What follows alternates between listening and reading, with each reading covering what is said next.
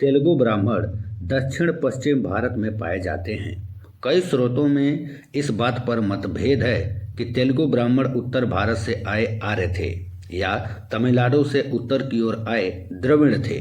जैसा कि उनके नाम से पता चलता है, वे दक्षिण भारतीय भाषा तेलुगु बोलते हैं। वे हिंदी और अंग्रेजी भी बोलते हैं। कुछ तेलुगु ब्राह्मणों ने पुरोहिती छोड़कर धर्मनिरपेक्ष व्यवसायों को अपनाया है, जैसे सरकारी अधिकारी, सैन्य नेता और व्यवसायी।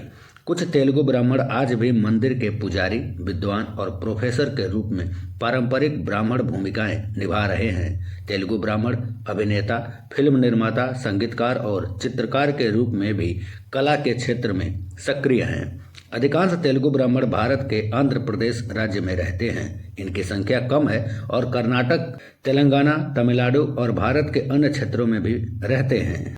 तेलुगु ब्राह्मणों में नियोगी समूह सरकार, सेना और व्यापार में कार्यरत हैं। वैदिकी समूह भगवान विष्णु और उनके मंदिरों के पुरोहित हैं। वे पूर्णतया शाकाहारी होते हैं। वे अन्य हिंदू जातियों के लिए धार्मिक अनुष्ठान भी करते हैं। वे अध्यापन, प्रशासन और विज्ञान जैसे क्षेत्रों में भी कार्यरत हैं। तेलुगु ब्राह्मण अंतर्विवाही होते हैं। वे केवल अपनी ब्राह्मण जाति में ही विवाह करते हैं। परिवार युवा की सहमति से विवाह निर्धारित करते हैं। पुत्रों को संपत्ति विरासत में मिलती है और सबसे बड़े पुत्र को पैतृक घर प्राप्त होता है।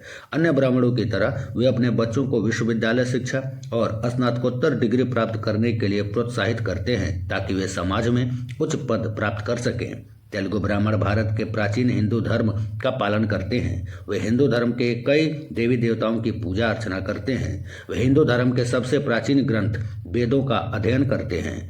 तेलुगु ब्राह्मण होली, दिवाली और नवरात्रि जैसे वार्षिक हिंदू त्योहारों के आवश्यक अनुष्ठान करते हैं। तेलुगु ब्राह्मण अपने मृतकों का अंतिम संस्कार करते हैं।